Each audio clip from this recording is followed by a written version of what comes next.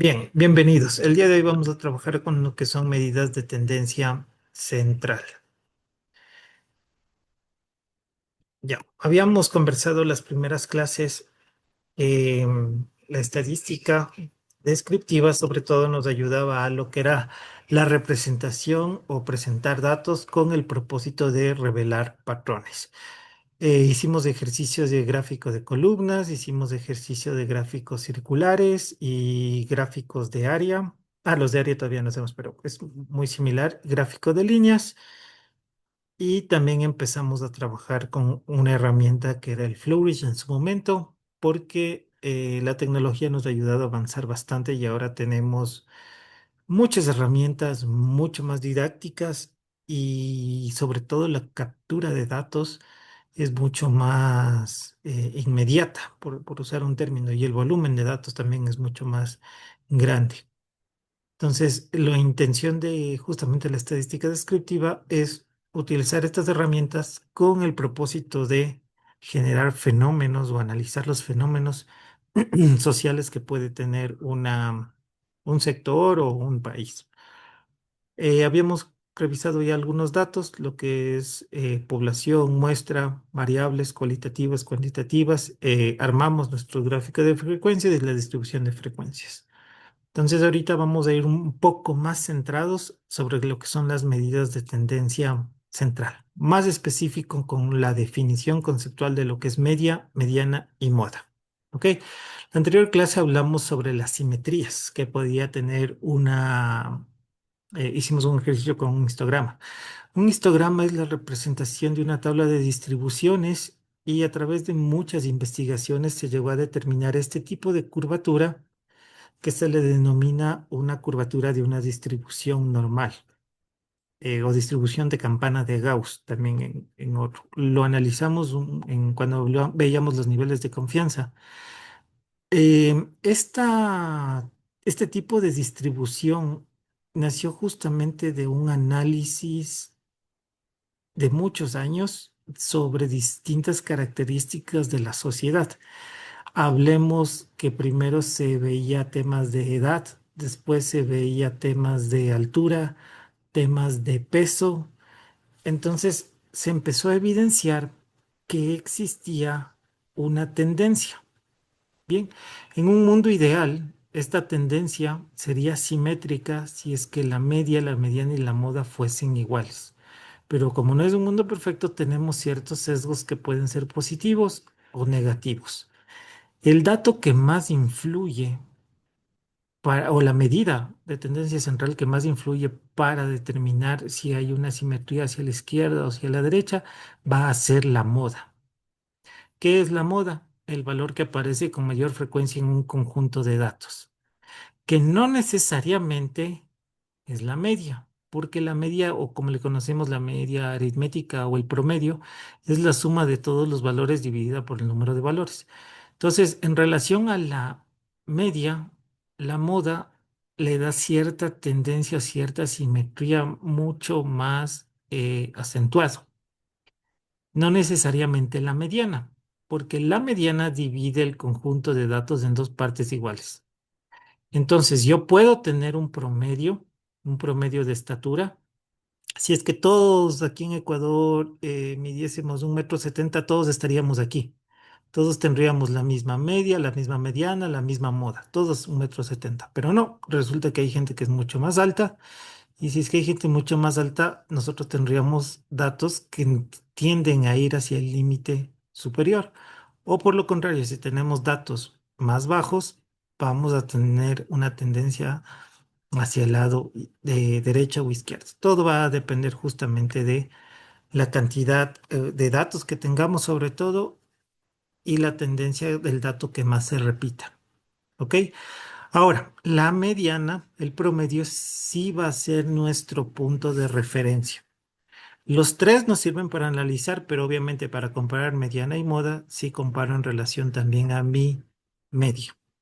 ¿Qué pasa cuando yo hablo de una mediana? Una mediana me dice que es el conjunto que se divide en dos partes iguales. Eso significa que el 50% de datos que tenemos aquí es el mismo 50% de datos que tenemos acá. Todo esto es el 100%. Entonces, el rato que divido mi distribución en dos, cada extremo tiene un 50%.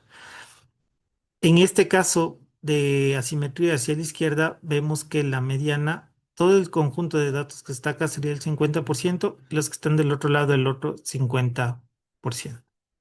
¿De acuerdo?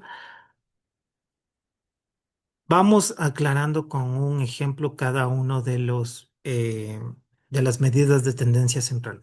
En el cuadro derecho superior les voy a poner siempre la consideración matemática. Por la simbología vamos a ir también representándola con un ejemplo bastante corto en cantidad de datos, ¿ya? Entonces, primera consideración, las medidas de tendencia central, específicamente la media, es el conjunto de sumatoria de datos dividido para el número de datos. Es un promedio, como lo hemos ido trabajando quizás en muchas otras situaciones. Nosotros hacemos una sumatoria de los valores y dividimos por el número de valores. Eso es lo que me dice esta fórmula. Se lo va a representar por esta X barra con esta como cejita superior. La X barra va a ser igual a, ¿qué me está diciendo? La sumatoria de mis elementos, y aquí tenemos, cada uno de estos es mis X sub I, dividido para mi número de elementos. En este caso tengo 10 elementos. El ejemplo de aquí son unas calificaciones. Tenemos 85, 92, 78, 89, 95, 78, 92, 88, 94, 90. Entonces la media aritmética la calculamos y nos sale que es de 90,1, lo que representa la puntuación promedio del grupo de estudiantes en su examen. Es muy sencillo. Ahora, hay una consideración. Todavía no he ordenado datos. Aquí solo se hizo directamente la media aritmética, porque el promedio se puede calcular así, haciendo una sumatoria. No hay problema en eso. Donde sí hay problema es cuando empezamos a calcular la mediana y la moda. Aquí sí necesito aplicar la misma consideración que habíamos dicho al inicio de las clases, de ir ordenadamente las tablas y los datos de menor a mayor, de forma ascendente. Para el mismo caso de calificaciones, 85, 92, etcétera, la mediana primero nos dice que ordenemos las puntuaciones de menor a mayor. Como el número de observaciones es 10, 1, 2, 3, 4, 5, 6, 7, 8, 9, 10. ¿Cuánto sería el 50% de cada extremo? Tenemos el 50% inferior, que está aquí con esta línea roja, y el 50% superior, que lo tendríamos representado por esta línea azul. Ahora, esto es importante cuando yo empiezo a calcular la mediana. La mediana, en el momento que organizo los datos, no es como en la media aritmética una sumatoria y división. Yo aquí estoy buscando una posición, ¿ok? Primero tengo que calcular el valor de la posición de los datos y ahí hago una aplicación de promedio. Me explico mejor. En la parte de consideraciones dice, si el número de observaciones n es impar, la mediana es el valor de la posición n más 1 sobre 2. Si n es par, la mediana es el promedio de los valores en las posiciones n sobre 2 y n sobre 2 más 1. Ojo con posiciones. Si es que yo digo n sobre 2 y mi n es 10, la primera posición es justamente 10 sobre 2, que es igual a 5. El valor en la posición número 5 es el que yo voy a promediar. O sea, 1, 2, 3, 4, 5 es del 89. Por eso está aquí el 89. La segunda posición es n sobre 2 más 1. Entonces, eso es 10 dividido para 2 más 1, que es igual a 6. Posición número 6. 1, 2, 3, 4, 5, 6. 90. Entonces me dice que es el promedio de los valores. 89 más 90 dividido para 2. ¿Ok? Entonces, ojo aquí, aquí estamos hablando de posiciones. Entonces, yo tengo que identificar los valores que están justamente en mi n sobre 2 y mi n sobre 2 más uno en el caso de que sea par. Y en el caso de que sea impar, la posición es mucho más directa porque es n más uno sobre 2. ¿De acuerdo? No se olviden que tenemos que ordenar los datos. Si no ordenan los datos, no les va a salir la mediana. Siguiente, la moda. La moda es el valor que más se repite. Yo les había anticipado en algún momento que podía tener tres características. Puede haber una sola moda, se llama unimodal. Pueden haber dos modas, se llama bimodal. Y si tiene más de una moda, va a ser multimodal. Con las calificaciones del examen, tenemos 85, 92, etcétera. La moda es el valor que aparece con mayor frecuencia en el conjunto de datos. Ordenando las puntuaciones de menor a mayor de las 10 observaciones, nosotros vemos que los valores 78, que está resaltado en color amarillo, se repite dos veces. ¿Se acuerdan las frecuencias absolutas? 78 y 78, dos veces. Y el 92, resaltado en color verde, 92 y 92, dos veces. El resto de datos se pone una sola vez.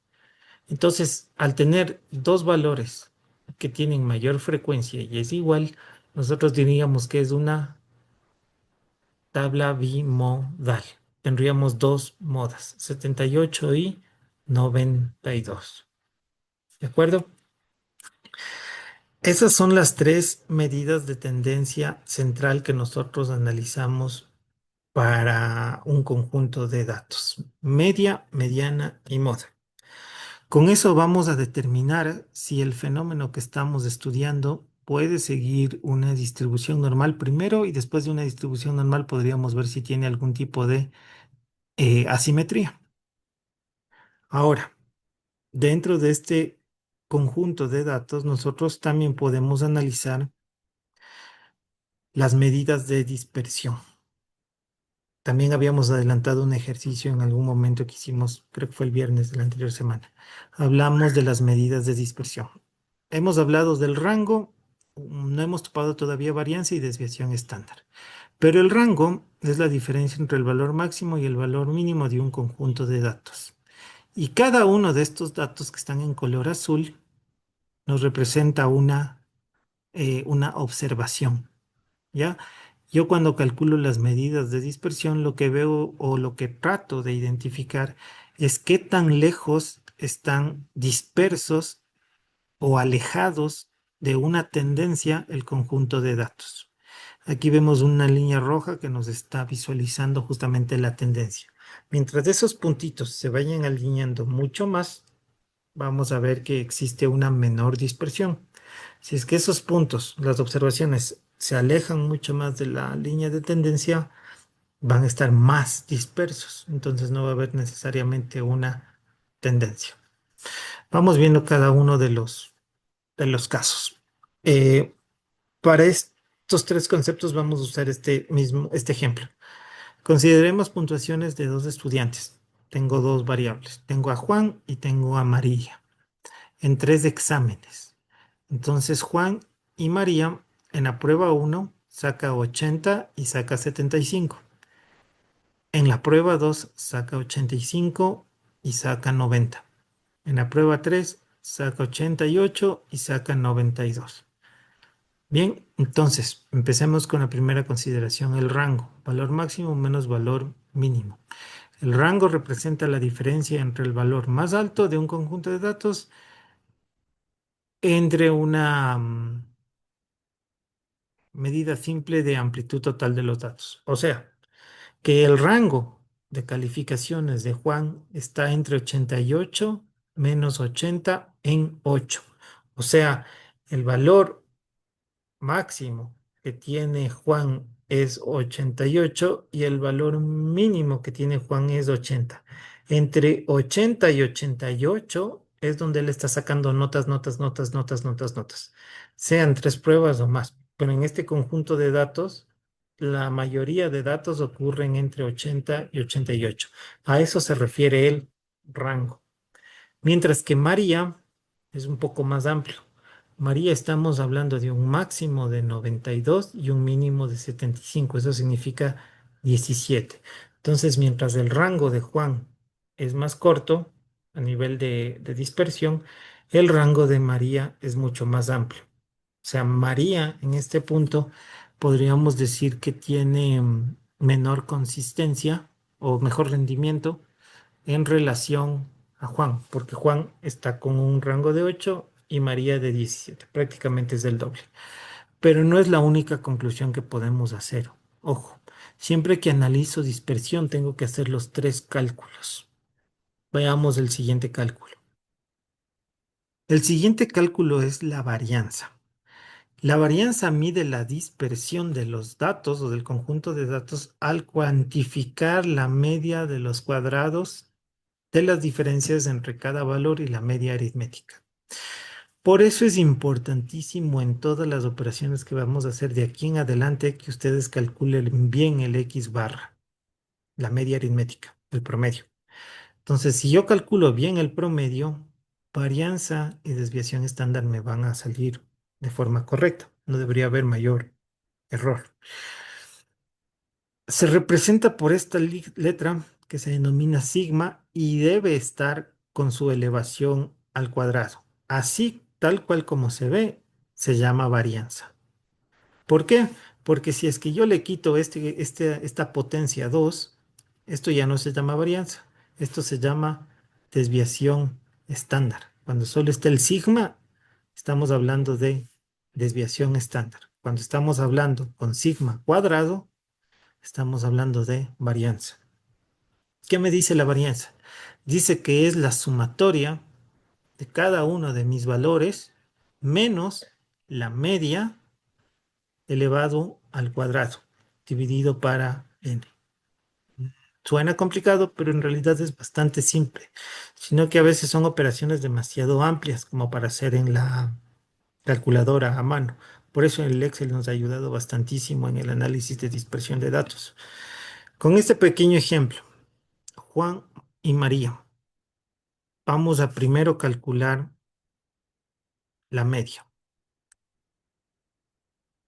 Primer caso, calculemos la media de Juan. En el caso de Juan, tenemos 80, 85 y 88. Entonces, hacemos la sumatoria de cada uno de los valores, 80 más 85 más 88. Como tengo 3 observaciones, mi n es igual a 3. Sencillo, me sale 84,33. Ahora, ojo, vamos eh, a la parte que ya sí requiere un poquito más de atención.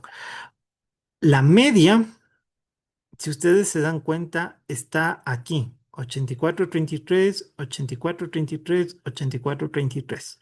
Eso lo vamos haciendo con esta operación. 80, que es la primera observación, menos la media elevado al cuadrado. ¿Ok? 80 menos la media elevada al cuadrado. Vamos con nuestra segunda observación. 85. 85.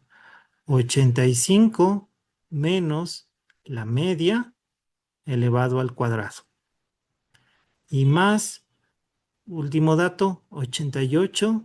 88 menos la media elevada al cuadrado. Entonces, no es complicado. Si ustedes se dan cuenta, aquí están cada una de mis observaciones en el caso de Juan. 80, 85 y 88. Lo que estoy haciendo es restar la media, restar la media, restar la media y elevarla al cuadrado. Para el primer caso, menos 4,33. ¿Por qué? Porque 80 menos 84,33 al cuadrado es menos 4,33 al cuadrado. Más 85 menos 84,33, 0,67 elevado al cuadrado. más 88 menos 84,33 al cuadrado, 3,67 al cuadrado. Todavía no he resuelto potencias, solo resolví restas, las restas de cada una de mis variables menos su media. ¿De acuerdo? Y ahí hacemos la división para 3. Resolvemos las potencias, menos 4,33 al cuadrado, 18,77, más 0,67 al cuadrado, 0,44, y más 3,67 al cuadrado, 13,46, dividido para 3. Resuelvo la suma, 32,69 dividido para 3, aproximadamente 10,90. No eleven la potencia porque estoy calculando varianza. Entonces se lee sigma cuadrado de J, que en este caso su subíndice está representado en la J por Juan, es aproximadamente 10,90. La varianza relativamente no es complicada de generarlo. Es cada uno de los valores, me lo das media al cuadrado para el número de observaciones. ¿Estamos claros? Ahora, yo no sé si eso es bueno o es malo porque lo tengo que comparar con mi siguiente variable. Veamos cómo está el caso de María. Primer paso, igual calcular mi X barra. Mi X barra para el caso de María, la media. 75 más 90 más 92 dividido para 3, 85,67. Esa va a ser mi media. ¿Cuáles son los valores de María? 75, 90 y 92. ¿Cuál es la media? Hacemos 75 menos la media, 85,67 elevado al cuadrado.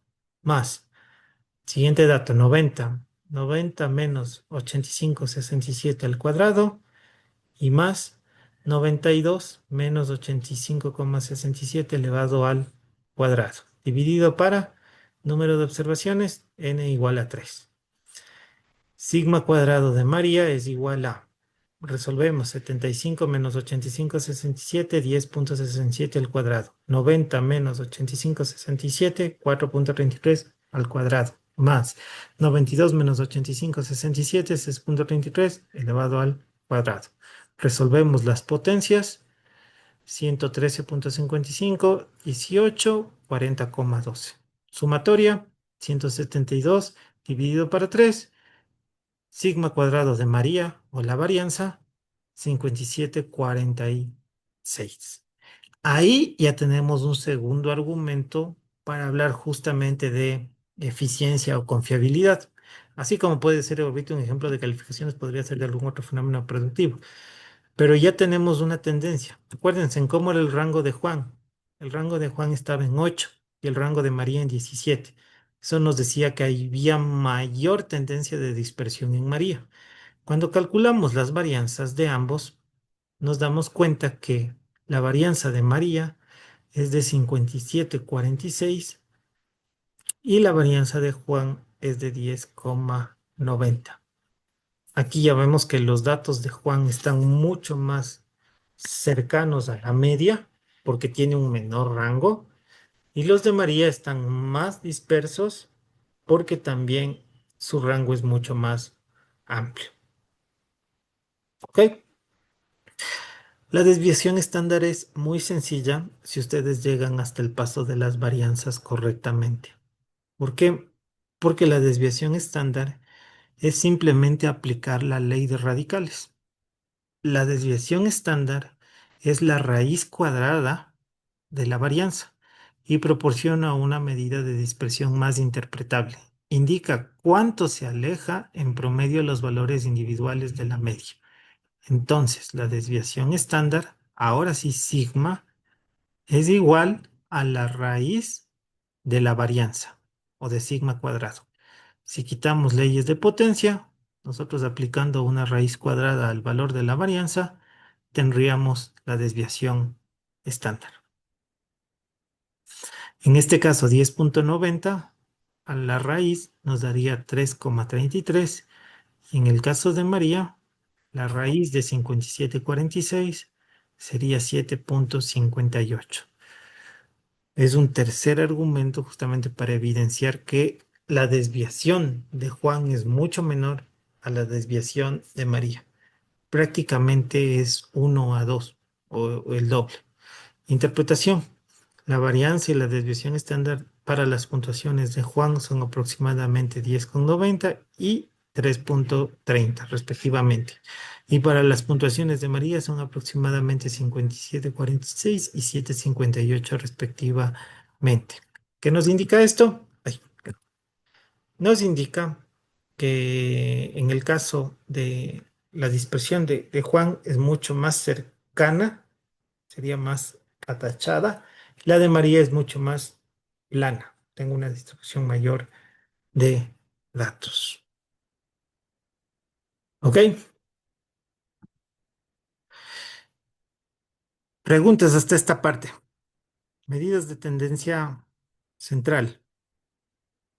Media, moda, mediana. Facilito calcular la media, es el promedio. La mediana, posiciones. Solo tengo que ordenar conjunto de datos. Y la moda, número de veces que más se repite un valor.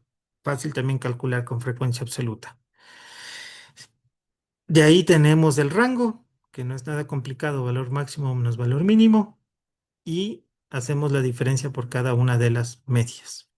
Sean muy ordenados en su conjunto de datos, siempre ordenen su tabla de datos y en el paso a paso no van a tener por qué perderse. ¿De acuerdo? En la tablita de Excel que hicimos con un conjunto de datos, justamente ya nos iba arrojando esto. Ya vamos a interpretarlo mucho mejor con el ejemplo que teníamos del día jueves. Bien, vamos con la parte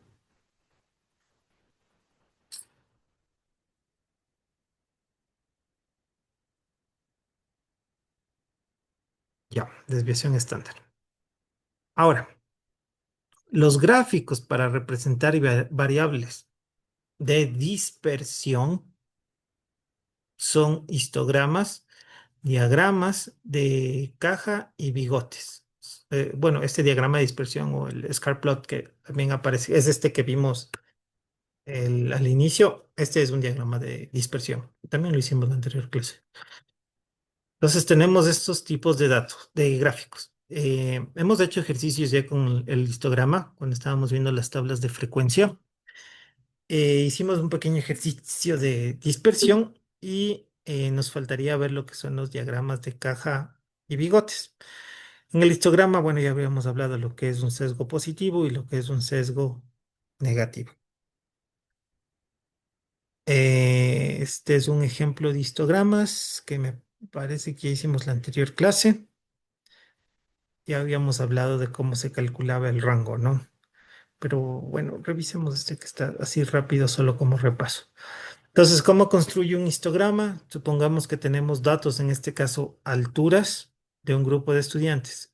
No recuerdo cuántos datos hay aquí. 1, 2, 3, 4, 5, 6, 7, 8, 9, 10, 13, 14, 15, 16, 17, 18, 19, 20. Tenemos un conjunto de 20 datos. 20 personas han sido tomados del registro de su altura.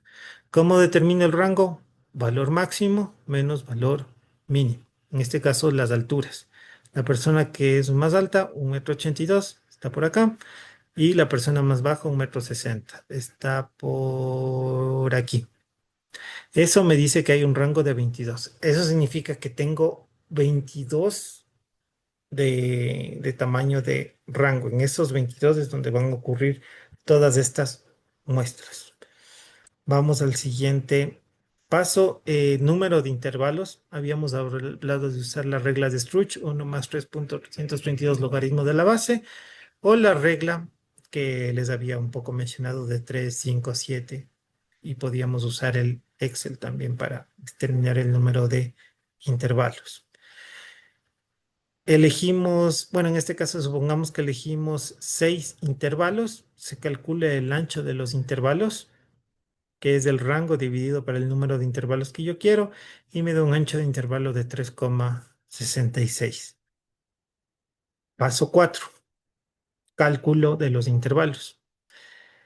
Cuando ya sé que es 3,66 el ancho del intervalo, empiezo con mi valor mínimo. Como no le puedo hacer 3,66, lo estoy redondeando por tema de facilidad. Entonces es 1,66 m a 1,64 m, 1,64 m a 1,68 m, 1,68 m a 1,72 m, 1,72 m al 76, 1,76 al 80 y 1,80 al 84. ¿Cuántos intervalos hay? Uno, 2, 3, 4, 5, 6. Los 6 intervalos creados. Ahora empieza el conteo. Para cada uno de esos intervalos, ¿cuántas observaciones existen dentro de ese conjunto de datos? Aquí hay lo que se denomina un diagrama como de hojas. Entonces voy marcando el número de veces. Es una forma de hacer un conteo. En este caso, del 160 al 164 tenemos 4 observaciones. Del 164 al 168 tenemos 2, 4, 6 observaciones. Del 168 al 116 tenemos 2, 4, 6, 8. Del 172 al 176, 2, 4. 176, 180, 2 y 1, 180, 184, 1. Entonces, si ustedes se van dando cuenta, sin dibujar todavía, aquí hay una especie ya como de curva que estamos viendo y tiene una cierta asimetría. ¿Ok? Pasamos al siguiente paso que es el dibujo, donde las alturas van a estar en el eje X y las frecuencias absolutas van a estar en el eje Y. Se realiza el histograma y justamente vemos la tendencia. Conclusión sería que la mayoría de personas están entre 1,64 m y 1,72 m. Y hay los de extremos. ¿Se acuerdan el límite inferior de la especificación? 1,60 m a 1,64 m. Y el límite superior de la especificación, 1,80 m a 1,84 m. Límite superior, límite inferior. Aquí tendríamos, si calculamos la media aritmética, tendríamos el promedio. La moda podría estar por acá y mi media también podría estar por acá, porque estamos viendo la tendencia de conjuntos de datos con asimetría.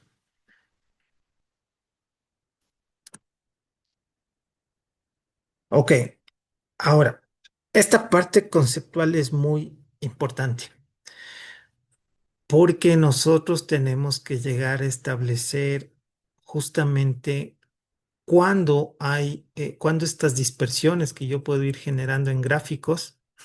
Si yo tengo los gráficos aquí, tengo que concluir como en la anterior clase me parece que vimos que era positivo, entonces decimos sí hay un crecimiento o hay un decrecimiento, pero ¿qué tan real es eso? En estadística tenemos este tema que justamente analiza esa precisión y nosotros vamos a poder identificar por estos valores. Va a estar entre -1 y 1, siendo 0 el punto medio donde no hay correlación. Entonces, empecemos por preguntarnos, ¿qué es una correlación? Una correlación permite ver si es que existe cierta relación entre dos fenómenos. Mientras más ejercicio hago, voy a tener mejor rendimiento. Mientras más libros leo, voy a tener más lectura rápida, o sea, diferentes variables. Ya vamos a ver el ejemplo, creo que también es de estudio, si no mal recuerdo el que está aquí. La cuestión es dar una explicación y sacar este dato para entender si es que existe o no existe correlación. Si es que está más acercado al cero, no hay correlación. Si es que está más hacia el lado -1, sí hay correlación. Sin embargo, es una correlación negativa que puede ser perfecta si todos los puntos están alineados a la pendiente. Una correlación negativa fuerte si es que están medianamente dispersos alrededor del -0,8. Correlación negativa débil, si es que ya estamos hablando de un coeficiente de Pearson de -0,3. Esta R se llama coeficiente de Pearson, en honor a su autor. Si es que fuera positivo, la curva seguiría, la línea de tendencia de la pendiente seguiría hacia el lado derecho, pero también podría ser positiva débil positiva fuerte o positiva perfecta. ¿Cuándo sería perfecta? Igual cuando hay una alineación de todos los puntos en la pendiente. Si es que se empiezan a alejar un poquito, ¿cuánto es un poquito? 0,8. Estaríamos hablando de fuerte. Si es que se empiezan a alejar mucho más, ¿cuánto es mucho más? 0,2. Correlación positiva débil. Así es como nosotros podemos ir cuantificando cuándo es mucho, cuándo es poco. Nosotros lo vamos a expresar cuándo es perfecta, cuándo es fuerte, cuándo es débil, relacionando los valores que tengamos de coeficiente de Pearson. Ahora, bueno, en el eje representación gráfica, ya, solo para temas generales les he puesto esto. En el eje X y en el eje Y se representan las variables. El eje X generalmente se utiliza para variable independiente, mientras que el eje Y se utiliza para variable dependiente. Cada uno de estos puntos de dato es una observación o le denominamos observación y la posición que tiene está en base a las dos variables que se estén analizando. Ahí vamos a poder identificar los patrones y tendencias. Empezamos a ver los patrones y tendencias. Al observar la disposición general de los puntos, se puede identificar patrones y tendencias y hacer la relación justamente si es lineal o no lineal. Yo les, perdón, yo les comenté en un momento que íbamos a ver sobre todo lo que son regresiones lineales. Ya, vamos a ver si nos alcanza el tiempo y vemos las no lineales. Pero cuando hablamos de una regresión lineal, vamos siempre a analizar una línea de tendencia, o lo que en matemáticas llamamos el cálculo del análisis de la pendiente. Siguientes datos que pueden ocurrir. Una correlación, los diagramas van a permitir ver si es una correlación negativa o es una correlación positiva. Y los famosos puntos atípicos o el outliers, si es que yo tuviese, por ejemplo, pongamos un punto por acá, un punto en color rojo. Si vemos la correlación perfecta, digamos que por acá tenía un punto. Caramba, no. Espérame un segundo que no está rayando. ¿Por qué no está rayando esto?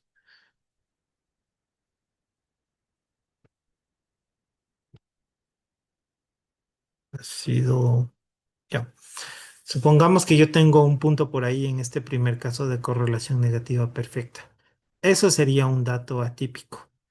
Y sí, la persona que esté investigando el diseño puede atribuir a que este dato puede ser un dato atípico y lo puede discriminar del análisis. Lo mismo podría pasar si es que tengo una correlación positiva fuerte, digamos que tengo uno por acá, si es que en el 0,8 positivo, si es que vemos casos como esos, estaríamos hablando de datos que son atípicos. Entonces, podría yo quitarlos de la observación, justamente justificando debidamente que es una posible mala toma del valor. Ok, ahora tampoco voy a decir cuando hay correlación nula que todos son puntos atípicos, ¿no? O sea, ahí evidentemente no va a haber una línea de tendencia, al menos no una correlación lineal. ¿Por qué les digo lineal? Porque sí existen otros mecanismos en los que nosotros podemos analizar otro tipo de, cuando hablamos no solo relación lineal, sino lo no lineal, y puede que exista, por ejemplo, una línea de tendencia así, se me ocurre, o puede que ocurra una sigmoidal que se me ajuste con una curva así. Creo que no se alcanza a ver con el color que estoy usando el rojo. Voy a usar un azul ya. Ya. Ya, les decía, supongamos que veo que sigue una curva de tendencia así. Esto ya es no lineal, o me puede salir una polinómica. También es una explicación, pero ya no es un análisis de correlación lineal, porque justamente ya es una función polinómica. que yo encontraría dentro de estos tendencias. Ahorita inicialmente vamos a ver lineales. Y cuando hablamos de lineales es que se ajusten desde -1, 0 a 1.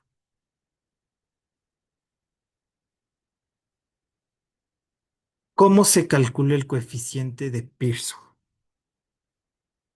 No, aquí sí quiero que le pongan, voy a ir muy, muy despacio. Acá tenemos dos variables. La primera variable nos habla de tiempo de estudio del estudiante. La segunda variable nos habla del rendimiento en el examen. ¿Cuál puede ser una hipótesis? A más horas que una persona, un estudiante, se dedique a revisar la asignatura, esperaríamos un mejor rendimiento en el examen. Esa sería como la hipótesis. Ahora, ¿eso puede ocurrir? ¿Existe una correlación entre tiempo de estudio y rendimiento en el examen? Por ahí viene justamente el análisis de dispersión. Tenemos aquí 10 estudiantes. Estudiante uno, estudiante 2, estudiante 3, 4, 5, 6, 7, 8, 9 y 10. ¿Cuánto tiempo ha estudiado el estudiante uno? Estudió 3 horas y tuvo un rendimiento de 65 sobre 100. El estudiante 2 estudió 4 horas y tuvo un resultado de 70. Estudiante 3 estudió 5 horas y tuvo un resultado de 75. Estudiante 4 estudió 2 horas y tuvo un resultado de 60. Estudiante 5 estudió 6 horas, tuvo resultado de 80. Estudiante 6 estudió 1 hora, sacó un rendimiento de 55. Estudiante 7 4 72. Estudiante 8 7 85. Estudiante 9 5 horas 78. Y estudiante 10 3 horas 68. Nuestra hipótesis es, si es que yo estudio más, por ejemplo, 7 horas, saco un mejor rendimiento. Si es que yo estudio menos, 1 hora, saco un bajo rendimiento. Veamos si eso es verdad. La parte visual nos ayuda muchísimo, muchísimo en el análisis de dispersión. Como una primera respuesta a nuestra pregunta, prácticamente nos muestra si es que la cantidad de datos es suficiente. En este caso tenemos una muestra pequeña, pero obviamente podemos tener un montón de observaciones. Aquí vemos en la variable X tiempo de estudio, variable independiente, y la variable dependiente en la Y, rendimiento en el examen. En este caso, la escala de rendimiento en el examen empieza en el rango de datos de 55 a 85. Valor mínimo, valor máximo. Aquí tenemos el rango de datos en el que va a ocurrir todo. Y el tiempo de estudio, porque depende de cuántas horas dedique yo el resultado de mi examen, tenemos 1 hora, 2 horas, 3 horas, hasta 7 horas. ¿Qué me decía el caso de 1 hora? El estudiante 6 estudió 1 hora y sacó 55. ¿Qué me dice la gráfica? Que cuando estudias 1 hora, tu rendimiento es 55. Y cuando estudias, ¿dónde estaba el 8? Creo que era. Ya. Cuando estudias 7 horas, tu rendimiento es 85. Cuando estudias 7 horas, tu rendimiento es 85. Y el resto de datos, si ustedes se dan cuenta, lo vamos representando a 2 horas. En el caso de 3 horas tenemos dos observaciones, miren, 65 y un poco más de 65, 68. 4 horas, 70, 73 más o menos. 5 horas, 75, 80, 75, 78 más o menos. 6 horas, 80 y 7 horas, 85. Entonces, sí vamos viendo que puede existir una primera visión de que es una tendencia positiva. Entonces, si es que es positiva, podríamos decir que sí, sí existe correlación. ¿Qué tan fuerte es esa correlación? ¿Perfecta? ¿Fuerte? o débil. Ahí entra el cálculo del teorema de Pearson. Si es que nosotros metemos esto al Excel, el Excel nos va a botar directamente una correlación positiva de 0,85. Pero ¿cómo nace este número 0,85? Porque es un cálculo matemático iterativo, o sea que ocurre una y otra vez y es bastante extenso. Por eso es que ni siquiera la hoja del Excel me alcanza ahorita para mostrarlo. Pero viene de la siguiente forma. Lo primero que tenemos que calcular, igual que en dispersiones, el cálculo de la media aritmética para las dos variables, tanto para la variable de tiempo de estudio, variable independiente, como la variable dependiente rendimiento en el examen. Hago la sumatoria de mis datos de horas, 3, 4, me da 40 horas. Dividido para 10, en promedio los estudiantes estudian 4 horas. ¿Cuál es el promedio de rendimiento del examen? 65, 70, ta, ta, ta, ta, ta, 718. Para 10, 71,8 rendimiento en el examen. Estudian 4 horas y en promedio sacan 71,8. Hasta ahí no hay problema, nada nuevo que no hayamos visto. Ahora viene una integración entre lo que sería varianza, ¿ya? El coeficiente de correlación de Pearson se representa con el símbolo que parece esta como P, es igual a la sumatoria de mis variables X por mis variables Y. Pero son, si ustedes se dan cuenta, varianzas. Y se divide para la raíz de la sumatoria de parecida a mis varianzas, pero que ya tengo desviaciones. Ok, acá abajo estoy como calculando desviación, acá arriba estoy como calculando varianza. Ok, a modo de fórmula se ve un poco complejo, pero si ustedes le analizan como analizamos el caso de Juan y María, es sencillo, porque visualicemos que aquí está 3 y 4.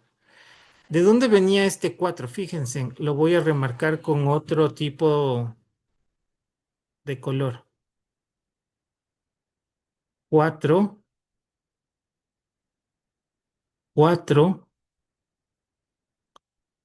4, 4. Estas son medias de X. ¿Ok? Acuérdense en que la media del tiempo de estudiantes era de 4. Entonces es 3. Uy, perdón, no me salió muy bien. Bueno, lo voy a hacer así aquí. 3 menos su media, 4. De ahí hacemos 4 menos su media. De ahí hacemos 5 menos su media. Para el caso de las X. ¿Cómo están organizados del caso de las Y? ¿Se acuerdan que aquí nuestra media era de 71,8? Perdón, no me salen muy bien los datos. Aquí tiene 71,8. Acá tenemos 71,8. Acá tenemos 71,8. Esto corresponde a mi media de Y. Y hacemos 65 menos la media. 70 menos la media. 75 menos la media.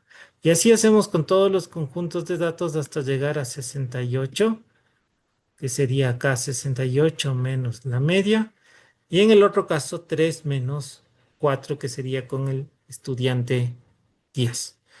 Entonces estamos hablando que son restas y multiplicación entre las variables.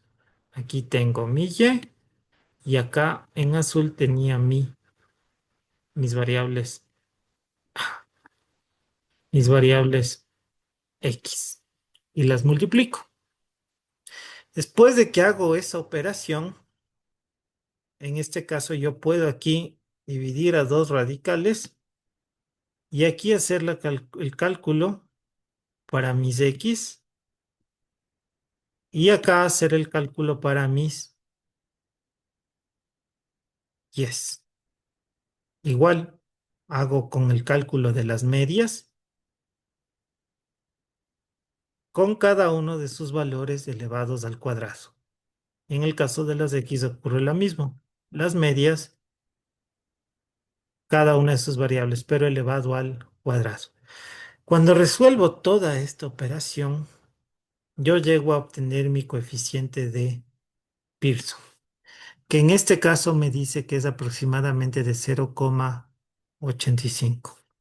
Cuando nosotros decíamos que era 0,85, uy, cuando decíamos que era 0,85 significaba que era una correlación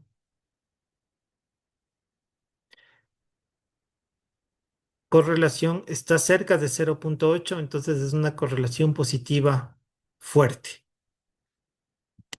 Cuando obtuvimos el gráfico, ya veíamos justamente una tendencia de ese estilo.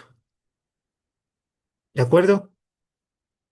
Entonces, la operación no es complicada, lo que sí es extensa y tengo que estar siempre haciendo la variable menos la media multiplicado por la variable menos la media multiplicado por la variable menos la media. Entonces, por lo que es así de extenso, se suele hacer directamente con el Excel en una tablita. Además, estoy hablando de solo 10 observaciones, es un conjunto de 20 datos y aún así no nos alcanza la hoja para armar todas las operaciones. Entonces es preferible que el cálculo del coeficiente de Pearson lo trabajemos directamente en el Excel. ¿De acuerdo? Bien,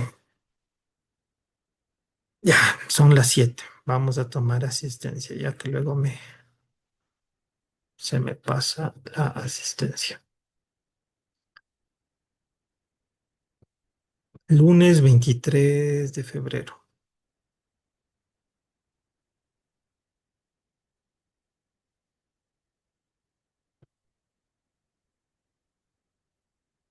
Por favor, me van contestando a la lista. Yo igual voy a poner aquí al ladito mi lista de participantes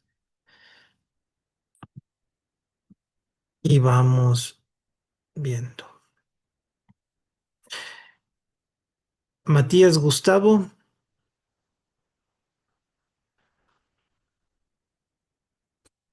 Ginette Andrea, Presente.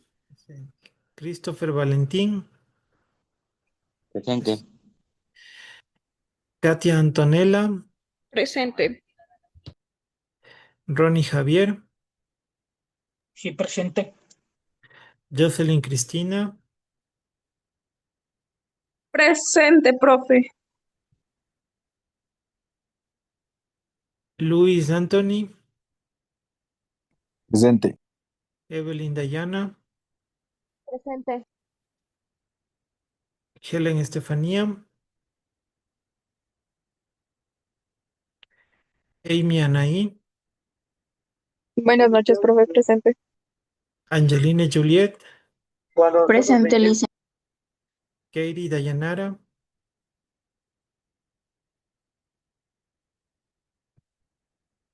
Stephanie Cassandra, Anderson Javier, Presente, buenas noches. y Gladys Ruth. Listo.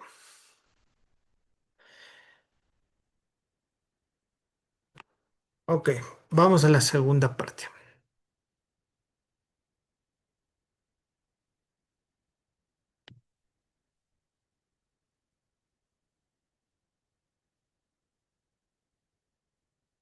Bien, conceptualizado lo que son medidas de tendencia central,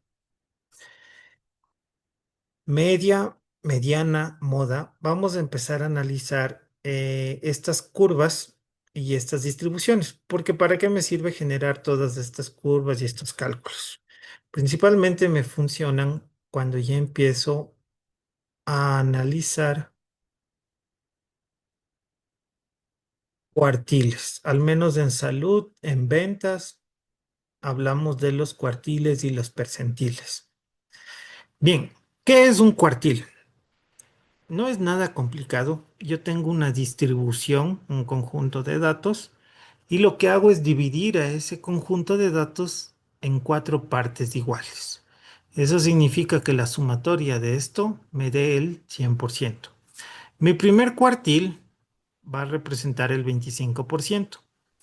Mi segundo cuartil va a representar el 50%.